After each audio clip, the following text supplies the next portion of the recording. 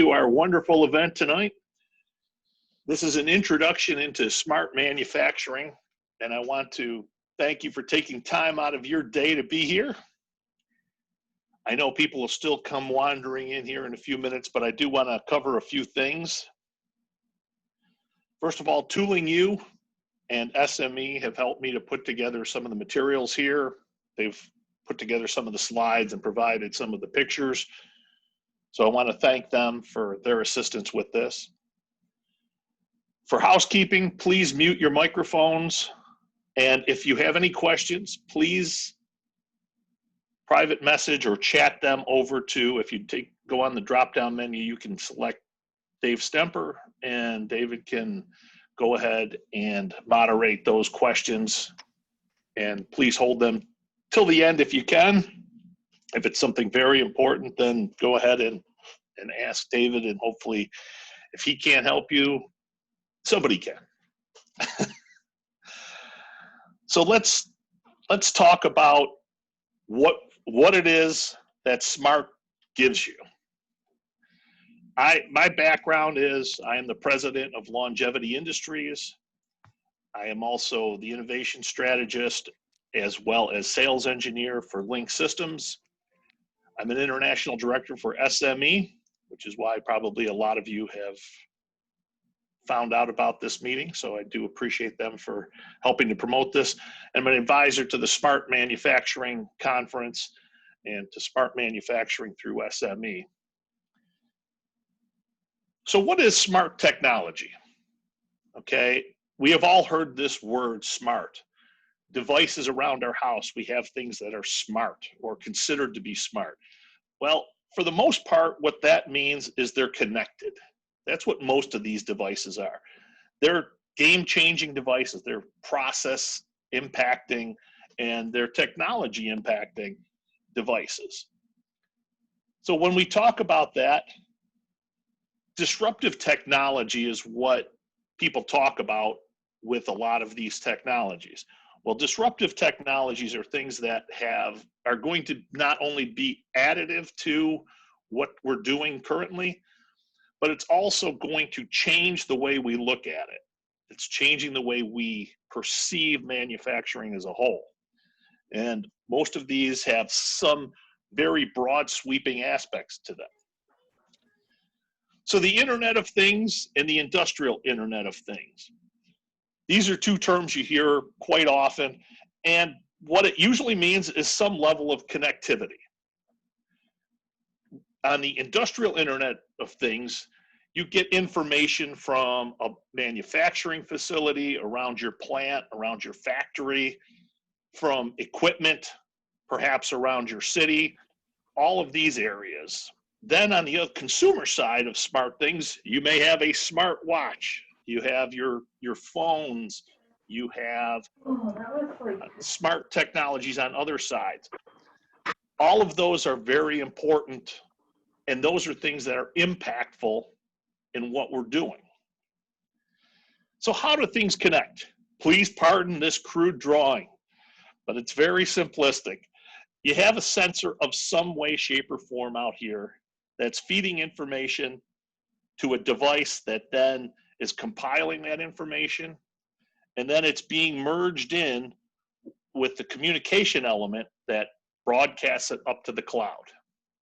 Once the device information reaches the cloud, it can then either be shared to other programs, it can then be processed and analyzed and then produced out through like web publishing.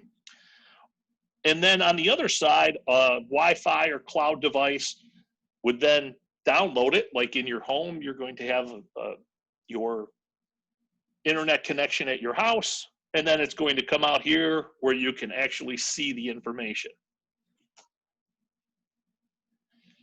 When we talk about connections and connectivity, all we're talking about is something that's doing the reading on one end.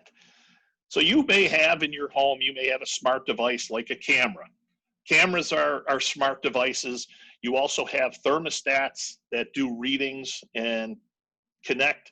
And then you even have your phone that actually has a lot of information that it stores. It can store your GPS position, it has accelerometers, has more information than you might even be aware of. So that's all we're talking about. What we want to do is each one in an industrial aspect, we want it to be able to go ahead and publish this information out here to our connection box and our communication. So all we're going to do then is take this information, it's going to connect out here, and then it's going to go out into the real world. So all this is doing this element here. It's connecting and then it's communicating. When we talk about collectors or compilers, what they're doing is this device is taking the connection, it comes in here, and then what it does is it's going to transmit it out to the cloud. The connectivity aspect is really what we talk about when we're talking about connectivity, is wireless out here in the cloud, and it's this information out here. It's being published up to the cloud so that many people can share that information and access it. Now, we can go ahead and read and store data. So we start with the data here. And then the next thing that happens is we go ahead and we're going to put it somewhere. So we're going to take that data and we're going to move it. And then once we've done that, we have to then put it into different piles. We have to sectionalize it into different things. Not all the data is going to be pertinent to every single person. So we put it in different piles for it to be read. Many of you may have heard of technology called IFTTT, which means if this, then that. Well, what that means is that if I get a reading of 71 degrees in my house, turn on the air conditioning. So that's what we're doing, is going ahead and taking that reading and doing some action based on it. There's a lot of apps that you can have plugins for that it will access something or do something based on what we're asking the measurement to tell us. Data analytics are part of this. We're going to go ahead and we're going to be able to make charts and develop baselines, develop a lot of information based on this information that we're gathering. Because information we've been gathering, and we've had a generation of big data for a lot of years. And having that big data doesn't do anything if we can't access it and act upon it.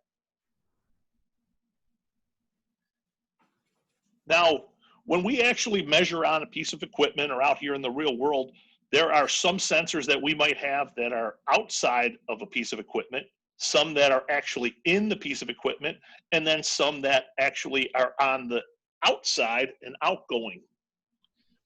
All of these sensors need to have some level of feedback so that we can act upon it.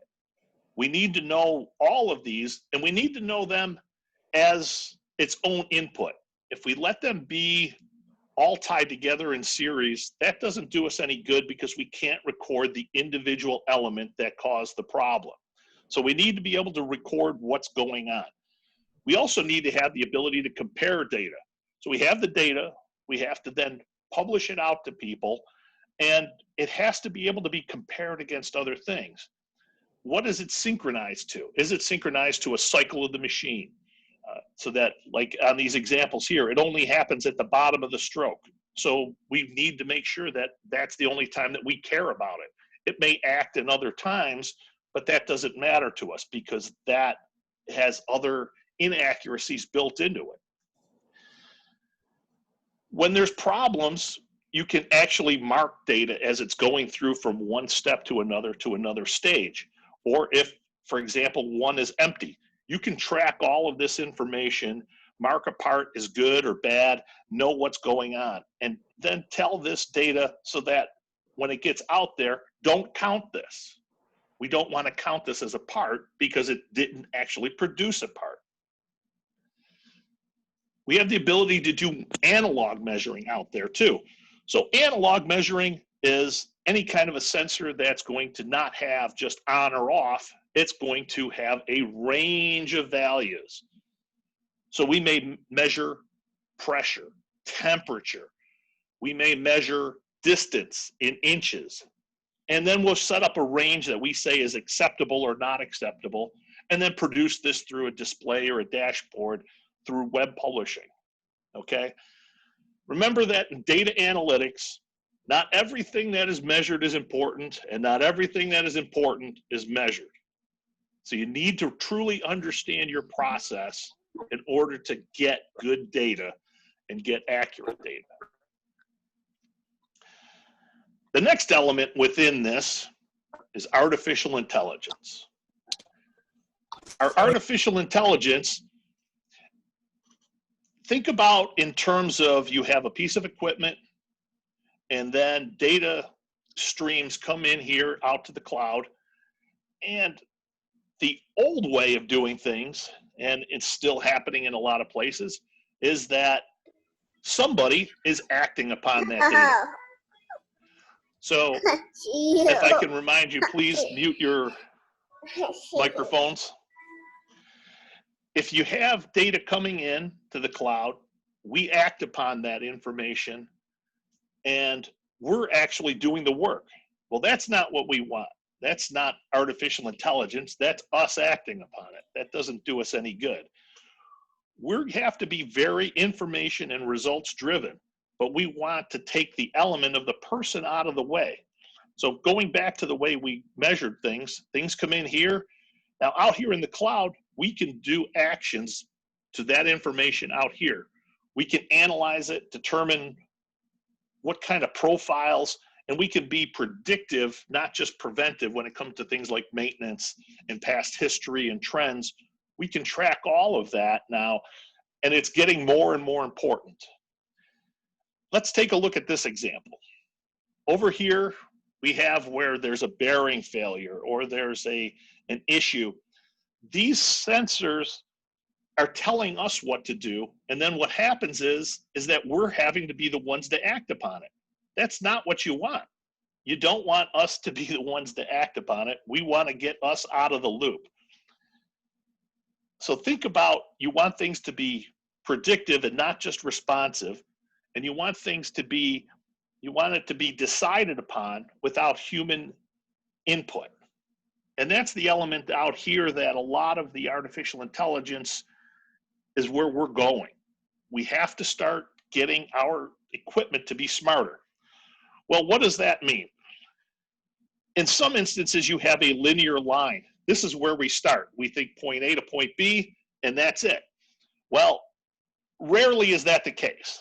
In fact, most of the times we never have that. We have more of a jagged approach there that changes. Everything in our life is like that. We don't have anything that's truly linear. We like to hope that it is, but it really usually is not. So we have that element, and then we want to mimic it.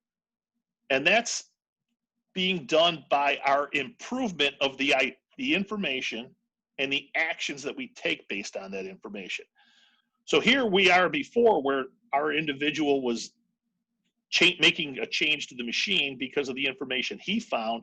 Now what we do is the person sets up information in here, and the machine itself is feeding back this information loop.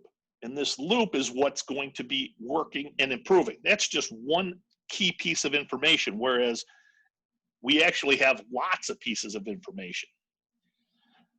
You think about AI, machine learning is the process of the systems actually learning. And you have deep learning, which is where the machine actually is taking things in internally and establishing neural networks, much like we do as a human being. We don't just say point A to point B to point C and then out, because it has a lot of different impacts from all these different areas and from all these different inputs and just different decisions that are going to be made based on these. And then we're going to get our true output that's going to be improving based on history and also thought process. Here's an example that I use that I found from a company that was building robots that were having self-teaching. And what they were doing is these little corks, the robot was moving that. And that's fine as long as you're just moving corks. What happens though, when you have to pick up a pair of pliers, they weigh more, it requires more torque, and you have other issues with what is the range of motion. I have to lift up higher to get that out of there. So all of this information has to be improved. So not just one piece of information, you need multiple pieces of information in order to get better at it. There are challenges out there, even with natural language processing. If I say New York City, you may think of New York, you may think of a sunset over the city, you may think of a map position. Well, all of these are things that realistically are New York, but the problem is that they're not going to be recognized by the computer as being New York. They're all individual. They're three individual things, but we might see them as one. They're same but different. We need to be able to take and learn from information like a pressure sensor. As, let's say, it meets resistance and the pressure starts to go up, motion starts to slow down and or stop, and the cycle switch doesn't make. Well, which is a cause and which is an effect? You need to be able to understand these things. You need to be able to understand the information that you're gathering. What's going on? We still have a long way to go in what we do. We sometimes think, if you want to try this experiment, go ahead and ask Siri or any of your smart devices, ask for restaurants that are nearby that are not McDonald's. See what you get. I can tell you this, you don't get restaurants that are not McDonald's. So the information that we gather has to improve. The information that we're using and how we use it has to improve. And it isn't just that we're teaching the device is teaching us the language that we need to use. What happened? We need to understand what's happening, what's going on with the process, okay? And this natural language processing is important in order to listen to certain keywords. We think that when you're using something like a device like Alexa and you say something, well, it doesn't specifically understand what we're teaching it unless you use specific keywords. Those keywords are understood by it, and that's what we use.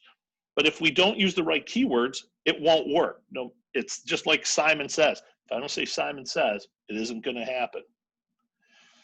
These use different computer algorithms that we learn and the device learns in order to get smarter. Now, they're just triggers right now. As we develop more AI, the AI is actually going to work to develop a language and understand information that can be understood and then processed, and then an action be done based on it. So we have to set a scale for where we are in our parameters. Now, there's been some questions about AI and some concerns over it. Facebook, when they let the chatbots just work together, well, they developed their own language. They had to actually fix that problem. But you have to understand that there are some hazards that exist within that. Now, most of these devices don't have any real impact over our life, but Stephen Hawking and Elon Musk both thought there's some concerns there. So if it's good enough for them and they're concerned, yeah, that's good enough for me. So here's the different elements of artificial intelligence that all impact what we think of as artificial intelligence, as a device working on its own, gaining intelligence, getting smarter on its own without more information than what we're giving it. The next element within information is cybersecurity and intellectual property. There are hazards out there, Will Robinson. What is it that we're talking about when we look at cybersecurity? Well, we need to know that there are a lot of things that are out there that are happening that are bad that we need to be concerned with. The biggest one is $2.1 trillion is the projected global cost of cyber attacks last year. That's a pretty significant number, and the number of attacks keeps going up all the time. On the destiny of manufacturing, Vincent Howell talked about this on one of the podcasts. He talked about protecting personal data and your intellectual property. Well, what are the different functions? NIST had put out this element here of what the different elements that fall under these 5 categories. This is their cybersecurity framework. And this is true whether you're a small company or a big company, but you need to understand these different elements within here. First, you need to identify what you have and what you need. Okay, so you have to identify and take risk assessment. What is the problem that's out there and what's happening? So let's look at this. You have a firewall, and whether you have a firewall or not doesn't automatically make you safe. Your home network can still be penetrated. Anything that goes out can also have an access to come in, and that's how certainly criminals can get in there and do some nasty things. So what do you do to identify your hazards? If you've got old equipment and you've got a very old Windows computer that they're no longer providing security updates for, that's a problem, and you need to be able to recognize that and act accordingly. The business environment, there's a difference whether you're a 1-person company or a 5 million person company worldwide. You know, there's a huge difference in what we take and what we think of and how we're going to act upon that. Your supply chain is one other thing that NIST talks about that you should look at, because if your supply chain is connecting with you, you have a higher risk because they're accessing information in your system. So your chain is only as strong as its weakest link. So you need to understand and make sure that your supply chain is also keeping up with these things. The next level is protection. How are you protecting your information? Access control. The only people that should get access are those that need access. And right now, with all the people that are out there working from home, that's a big deal. So many people are working now, and IT people lost their minds when all these people started working from home, because all of a sudden they had to figure out a way, how do I make this secure? How do I do this? And it's been a challenge, I will say that. If you delay access, though, and you don't let somebody have immediate access, criminals get nervous. So if you can delay access, or you can keep your systems up there to where you're improving, that's important. Awareness. You need to inform your people. Your staff needs to understand what to do and what the problems are. You can download this from KnowBe4, and if you just search social engineering red flags, how to recognize fake emails. Everybody should know this, and everybody should have a copy of this. So if you get a chance, have your people download a copy of this. If there's nothing else you do from this whole presentation, make sure that they understand, because most of the accidents that happen and security compromises happen because of people, or a failure of the equipment because it's outdated, or things that we left a hole in. Okay. You need to protect your security and encryption. So files in transit, things that are going in and out, you have to make sure that they're encrypted both externally and internally. And you need to have passcodes that are changed on a regular basis. You cannot just push them out once and say 1, 2, 3, 4. Okay, you have to use advanced encryption because it's too easy for people to get in nowadays. What are your processes and procedures? You need to have a standardization Who installs information? Who is going to go ahead and put software in? Can everybody download apps? Because that's going to be a problem if you let everybody download apps. And then when you have information you have to dispose of, like data around your office, or you have to keep emails for so many years, but after that, what's the process for destroying that and getting rid of it?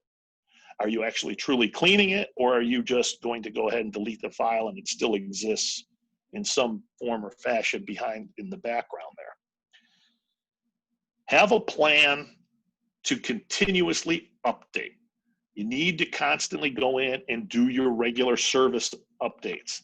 Do those security updates that are required. And who has remote access to the service? Use firewalls and spam, malware, and virus protection. All of these are important, and you must know how they're working. And then you need to understand to what level you need to get back to in order to be functional. Maybe you need to get your computers back up to 80% or 70% in order to be functional. Well, you need to know what that level is in order to get back in case something bad does happen. And then you have to use continuous backup systems virtually, because having backups that are in the same room doesn't do you any good. Detection. Early detection is very important. So when people recognize that something's going on or an attack is happening, a lot of times when they recognize or catch this going on, there are certain anomalies that systems look for, that active systems look for. If you have 30 unsuccessful logins in a second, that's probably not Bob trying to log in and he couldn't remember his passcode. That's somebody trying to hack into your system, and you need to block them, and you need to have a system for recognizing them and recurring things that are going on. A lot of times you can catch one or two things that are going on at the same time, and you need to be able to recognize it and then say, okay, these two things happened. We need to make sure that in the future we're protected against that. We're recognizing that as an anomaly. Using continuous monitoring. Some systems that you have and some security softwares, you run once and that's it. And it's only when you log in or you boot up your computer. You need to have active monitoring in your system so that it's constantly looking and also updating for malicious code detection. Who handles detections? Who's responsible for it? Is it your IT person? Do you have a specific cybersecurity individual? And you need to test response reactions. The best systems are ones that send you a bogus email and then test to see whether you are prone to open that email. If you're one of those people, then you need to go ahead and coach that person and retrain them to make sure that they are aware of the problem, understand what they should look for and how to recognize it. Next is responding. How are you going to respond when something bad happens? Well, let's look at that. First part of it is your response planning, and that is acting like a fire drill. Do you have fire drills? Why do we have fire drills? So that people have it in their mind how they're going to respond and where they're supposed to go and how things are supposed to be done. That's a very different thing than just knowing things or believing you know it, but have never practiced it. Communication. Once an occurrence happens, who is notified? And how is it messaged throughout the company that this has happened?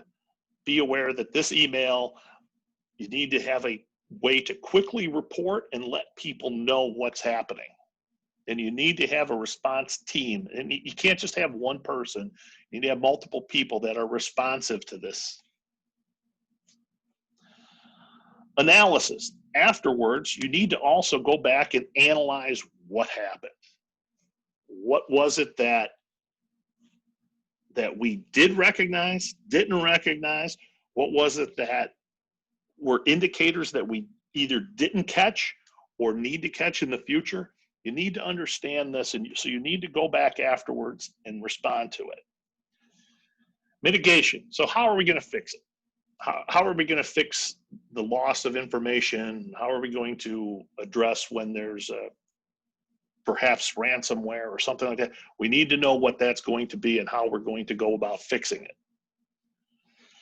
Improvements. Everything is not linear. As we talked about earlier, everything isn't just black and white.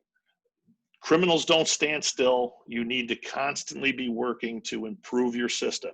It isn't just, well, we're safe today. They're building better criminals every single day. So you need to have a way of circling back around and reviewing your process and systems all the time. Continuous improvement. And then you have to look at your recovery plan. What is it? How are you going to get that data back?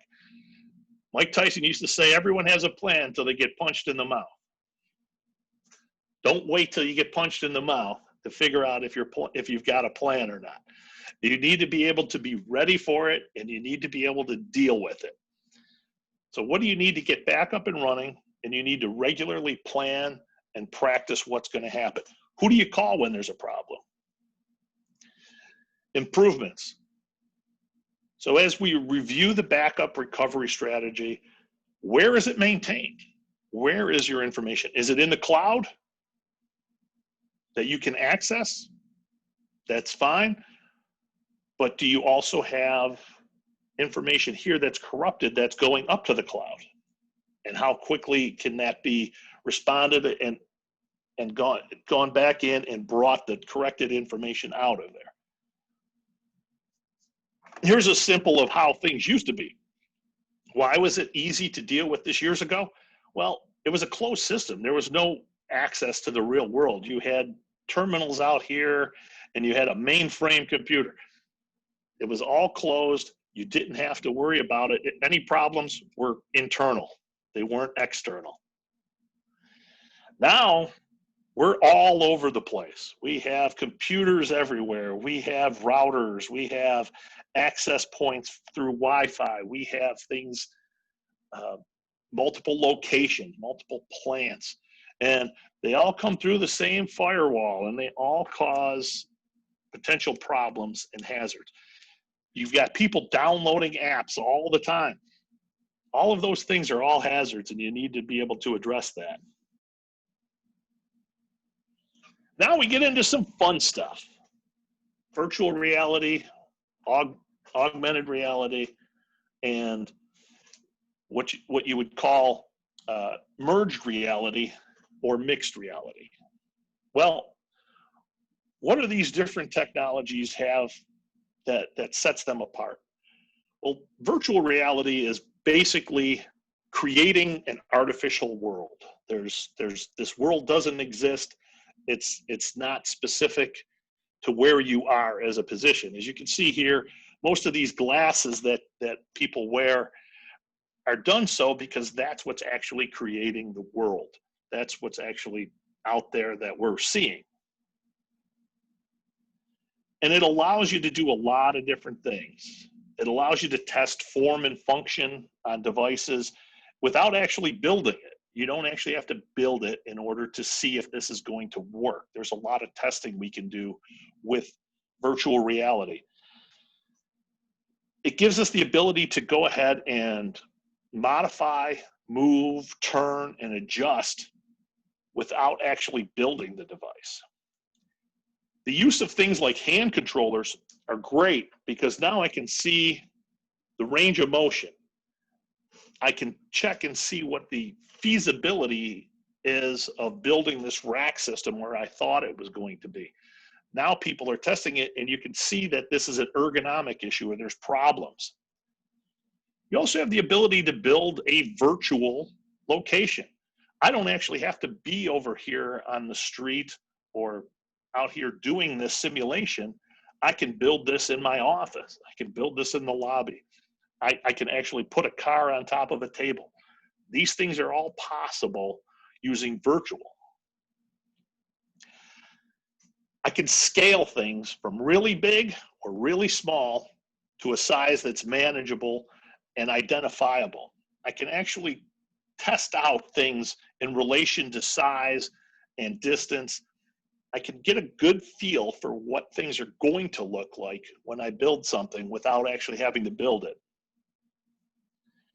I can explore the componentry. I can go ahead and simulate the location of a robot and its range of motion to determine if the safety and guarding are going to function properly for that device. It helps me with doing things like plant layout, which is sometimes virtual reality, sometimes it goes into augmented, and we'll get into that in a minute. But it allows me to lay things out and understand potential problems. Well, this is too far apart. This is too close. There's no walking area for people to go through. All of these things are very important and can save you a lot of money. I've seen a lot of plants over the years not take these things into account and have problems. Getting into augmented reality, it's changing the existing reality that you see. Things like looking at a space and saying, okay, I can put these robots in this area. This one is actually more of a virtual reality, but it's bordering on augmented. You get into augmented when you're actually going ahead and using these type of glasses where you can actually overlay pictures. Or if you've got kids, or even if you're a kid at heart, you may know the Pokemon Go game. Well, it was the first thing that got kids out of the house in years. They had a reason to go outside all of a sudden because they could get points by being outside and finding these Pokemon characters. It's basically overlaying, in the real world, it's overlaying a character using a phone or using these types of glasses. Well, where does this work in practical plants and in places like this? Well, what it does is I can see where problems are. I can overlay that. I can see that through a GPS that can also work with the software that I have to determine a position. I can determine what's going on. I can determine hotspots. Then I could go ahead and as I get closer to the area, I can either identify the problem source with a QR code and make sure that I'm at the right place.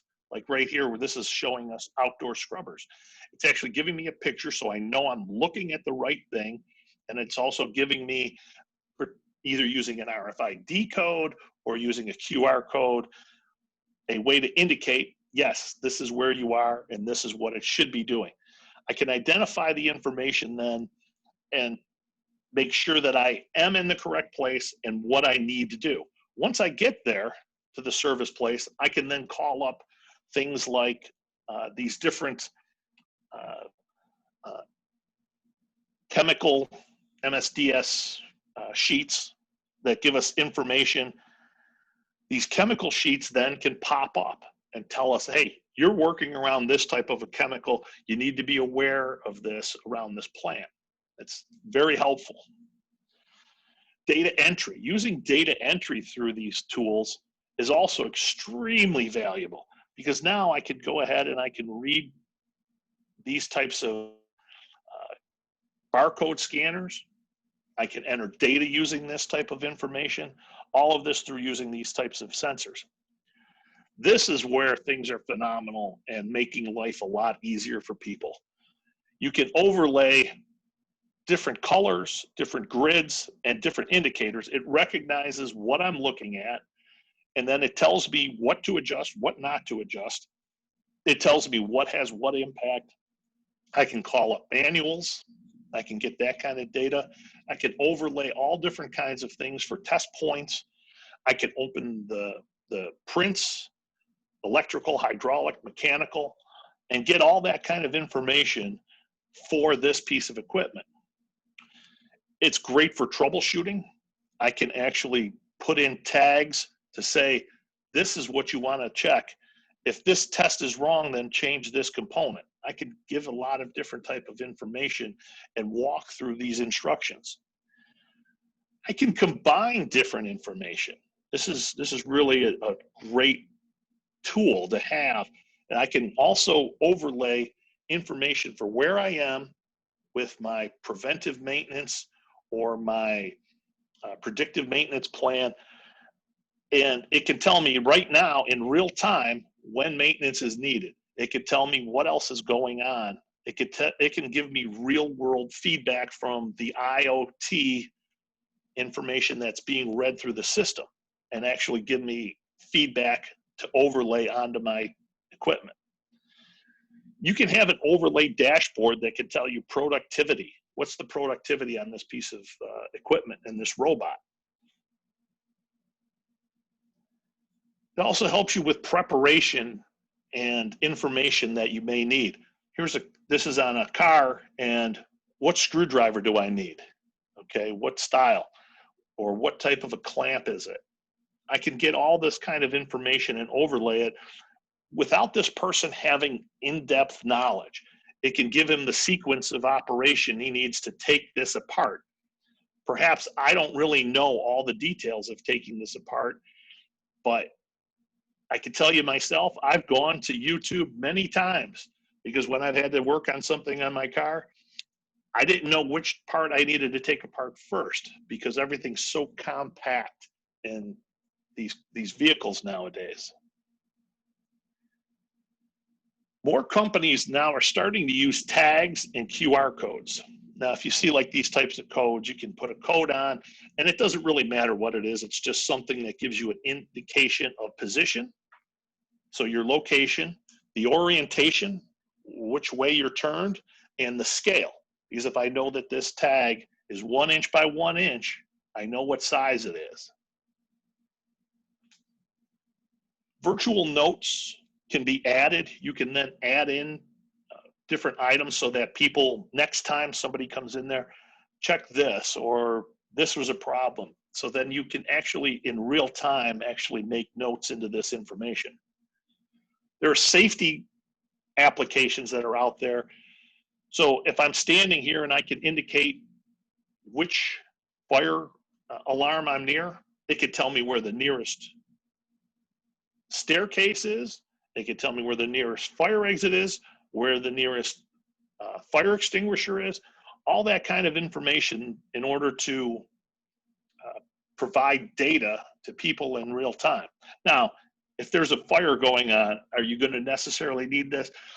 Maybe, maybe not. But if you don't have anything else and you're not sure, this is a great tool.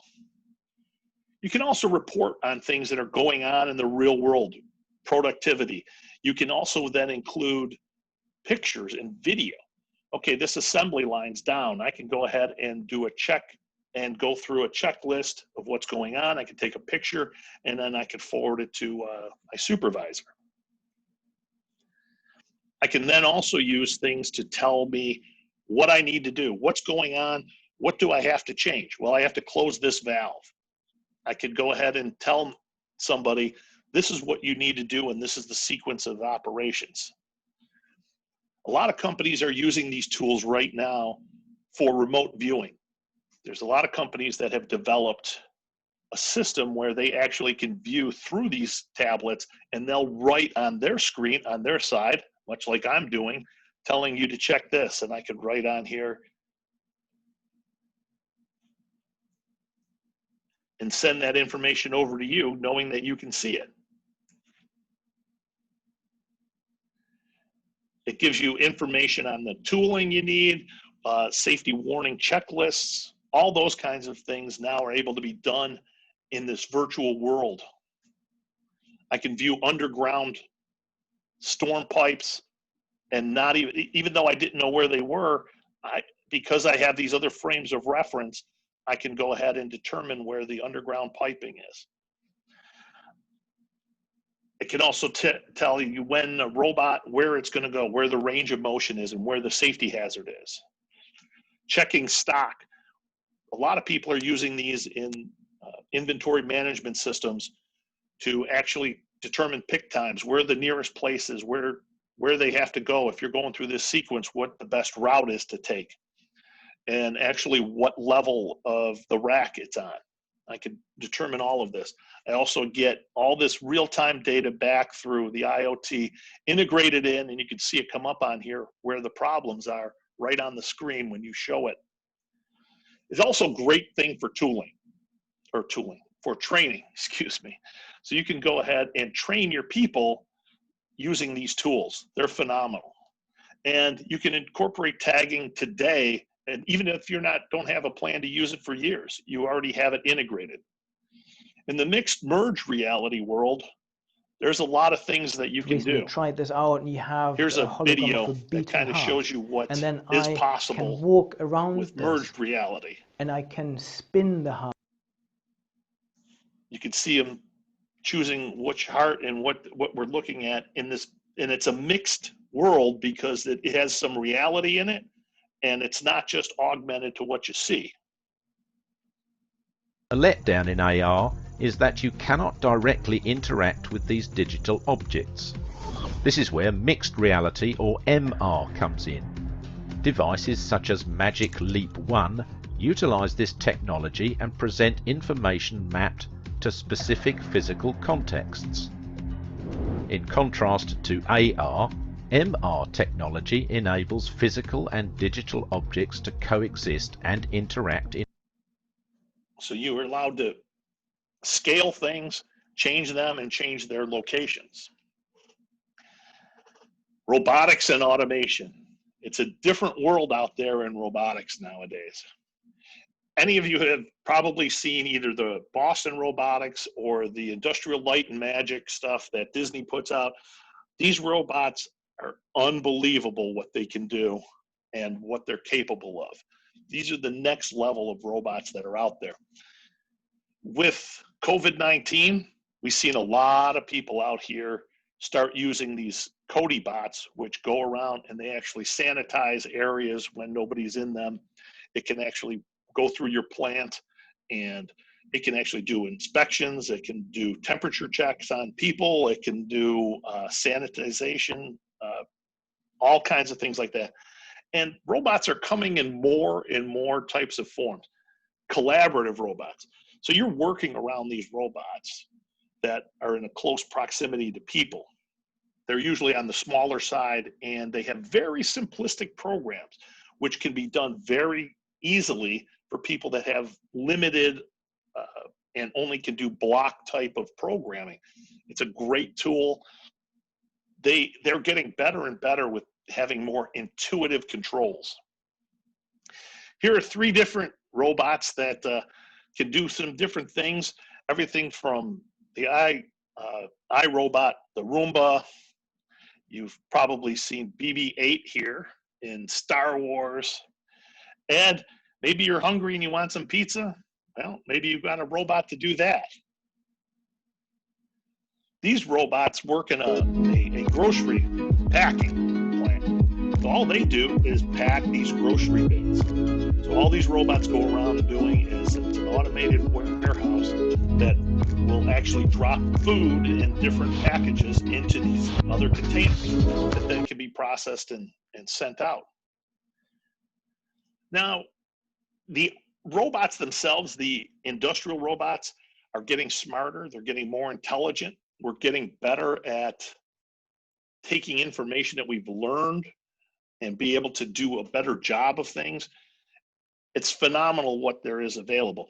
And the end effector is probably the key to most of this. These end effectors are getting really smart. They actually have sensors now in some of these for measuring parts. It can also provide feedback to the system to know that it's grabbed this and tells it the orientation, tells it what it's holding. These kinds of technologies now are becoming more and more available. You can actually 3D print these different types of end effectors to match the parts that you're doing. In drone technology, we've got a lot more things that are possible through drone technology. Surveying land. We can go ahead and accurately measure land without having to do this huge surveying. We can get a lot of information just from that. They can provide the ability for first aid dropping in remote supplies to somebody who's gotten injured on the side of a mountain and they can't get a crew up there to them. They can use a drone to fly up there and drop off first aid supplies if somebody's been injured. It also allows you the ability to see things without the dangers and risks. Any of you that have used or worked around confined spaces, you usually have to have multiple people. They have to be very well trained to go into confined spaces. These are hazardous areas. Now I can fly a drone into a confined space, and it can go in there and take pictures, and I can already assess the information that I need before I even go in. So I know what I'm dealing with. Getting up on top of these these different power lines and getting on top of these high towers, that is a dangerous position. And if I can save one person's life by not making them go up there, it is incredible. Temperature sensing. I can have a press and I can go over to that press, and while it's running, I can go over and take a temperature measurement on there without having to have somebody go up on top of the machine, and I potentially would probably have to stop the machine. Well, now I can do it while it's still running, and I can just go up there with the robot and tell you if a bearing is starting to fail and the temperature is getting out of control with that. Do a lot of different things. Additive manufacturing and 3D.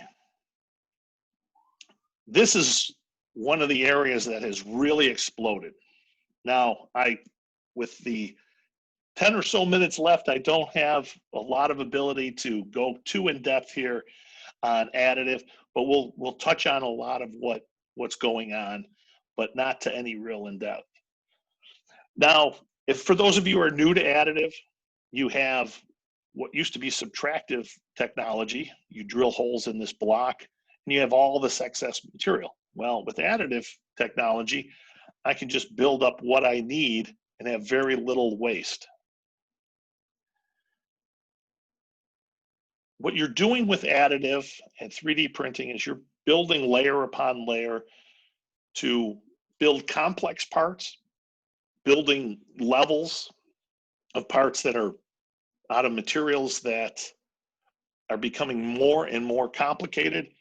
There's a lot of different technologies that are out there, and we'll kind of go through these and hit the high points of what's going on. I don't want to go in depth into every single one of these, but there's different categories based on the fusing or binding of these different technologies.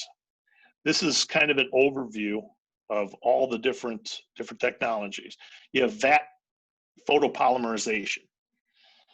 This is a system that you have a vat filled with some type of a resin that you're then curing either using a laser, projector, or by using LED and oxygen.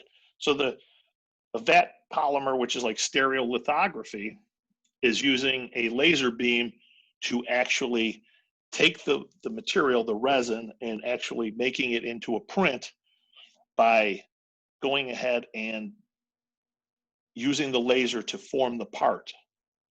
And what's left of the material is still reusable. That's the beauty part of what you have in these types of things. In additive manufacturing is you don't have as much waste because the materials can be reused in a lot of cases. Direct material melting using extrusion and drop deposition. There's where you're actually taking and putting the material in. This is probably one of the more common ones, FDM here, and not as much of this arbor. But here's fused deposition. This is what most everybody is familiar with and sees out there, is that you're using these filaments and it comes through a nozzle, it's heated up. It is probably the most simplistic additive manufacturing that you have out there. Basically, you're just dropping this material and then running it along here. So if you can see how this is, all this material is being heated and dropped into place. So as you're going ahead and you're making your part, It's running back and forth, and then as layer upon layer is added, the table moves down and allows you to do it. In some cases, the head moves up instead of the table moving down. So it depends on how it's set up. And there's different types of machines that are doing very similar processes. Sheet lamination is a little bit different. You actually have a laminate sheet that comes over, and as the laser is actually taking and laminating this material onto the previous layer, and then the material re-rolls the used sheet and laminate, and it gets re-rolled here. As it's unrolling here, goes across, it's then bound to the previous layer, and then it gets re-rolled here. Direct energy deposition. You have both using lasers or electron beam. And what it does is, as the material's being laid down level at layer after layer, you're actually going ahead and heating it with this direct energy from the laser. An electron beam does very similar. They produce a little bit different part, and it's a little different style, but it kind of is working in a very similar way. Binder jetting is one of the areas that a lot of the new players that got into this were companies like HP and people that were in printing got into some of these areas because they were already building these inkjet supplies, and we'll kind of go into that here in a little bit. So what you have here is this material is going to get pushed over here onto the layer, and then it's going to be using an inkjet print head that's actually going to put the material on here, and it's going to get fused to the liquid binder. It's, let's say, just like a glue that actually binds that material to the previous layer. Here's metal powder actually being formed and pushed on here, and as it's coming down, the binder spray is just coming down to actually adhere to the previous layer. A lot of these inkjet, like I said, HP and some of the other companies that developed printers years ago had really gotten into, because this was a great opportunity, because once again, they're not interested in selling the printer, they're interested in selling the materials, because they keep selling you these inkjets, same as you do in your house. They're going to be selling you inkjets. So you actually have multi-layer, nanoparticle, and drop-on-demand systems. There's different ones. You have here where you're doing a support material and then the build material, and it's coming in here and it's being fused in here and it's being cured by a UV light. Heat curing is just using a heat as opposed to using just a different binding material or using a laser for heat. Nanoparticle jetting is a little bit different, because what it actually is doing is it takes the heated bed and the heated area that's held at 250 degrees Celsius, which is obviously very warm, and allows the liquid to evaporate with this fused nanoparticles that are coming in with the liquid and goes onto the material, and then the heat actually helps it to bind, and it uses very little binding material. Here's an example of what drop-on-demand does. Let's see if I get this to,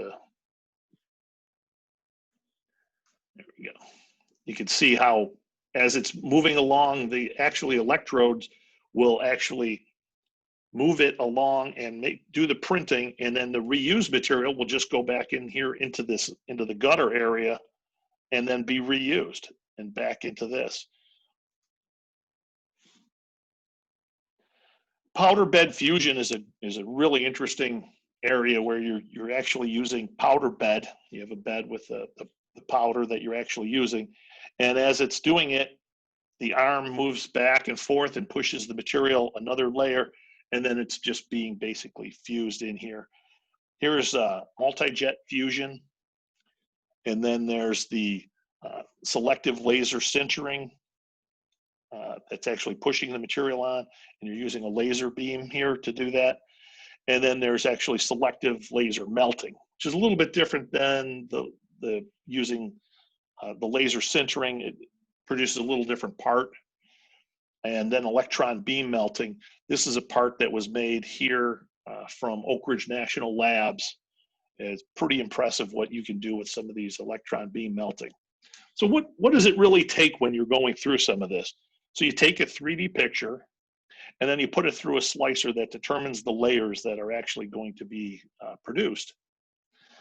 And then what happens? Let's say like the selective laser sintering, it produces the material. Now that I know I need this many slices and this many levels, and it spreads the material across here, and then it's laser fused to the previous layer, and then the plate lowers. So you started here where it was close to the top, and then it just lowers down as the part's produced. Once you're done, you remove all this extra powder out of here. Now all of that can all be recycled. Then you remove your supports, and then you clean up the part, because typically a lot of these parts are not right out of the box ready to go. They need to be cleaned up. And in a lot of cases, then all you need to do, like this metal part here, is I go ahead and I tap the hole and I'm ready to go. This is great for things like on-demand service parts where you're trying to reduce your inventory of spare parts and you're trying to have limited stock. This is a dream for those kinds of things. Let's take a look here of where these are being used even in food processing. I can 3D print chocolate. And this one, everybody always loves 3D food. We've done pancakes, chocolate. There's a whole bunch of different things that you see 3D printed nowadays. This is from Oak Ridge National Labs. This is Dr. Lonnie Love here, and he's done a lot of work over there at Oak Ridge on producing these hands for amputees. Maybe you've seen in the news where people, obviously these hands are not cheap. So these prosthetics, very expensive. Well, one person put together the actual 3D prints, and they sent them out to people where they can print them at home. So if they have a child, they can go ahead and print these prosthetics for them, which is just phenomenal, in my opinion. It's really a great way to give back. And that's the nice thing about a lot of these are being run open sourced, so that I can share my drawings and then other people can improve on them and then reuse them. You'll see some other applications here. Here's where they're actually 3D printing with concrete. They're cement or concrete here, and they're building a home. This was the home that they actually built out of this 3D printed concrete. Wire arc is another area. This was the BAM, big area additive manufacturing. They 3D printed the vehicle framework here, and a 3D printed Shelby Cobra here that they did over at Oak Ridge. Done a lot of good work there. And some of the applications that when we actually look at it, think about where you can use this. Think about these huge wind towers. Well, this is what it's like coming down the road and how it is to move these things from one coast to the other. Well, let's take a little different approach, and we make the mold. We send you the prints, you 3D print the mold, and you actually create this yourself. Print it locally, save a lot of money just in transport. These are some of the opportunities here. What you want to do, though, is everything isn't an opportunity for 3D printing. If it's already being done in a contemporary way and it's just a single part, probably not a lot of value in going after that. It's where you can merge 10 parts into one assembly and 3D print it. That's where the opportunities are for things like 3D printing and in materials that are new and exciting that are out there. And with that, I want to thank you for taking the time and being here tonight. And I'll open it up to any questions. You can go ahead and unmute yourself, and I'm happy to answer any questions.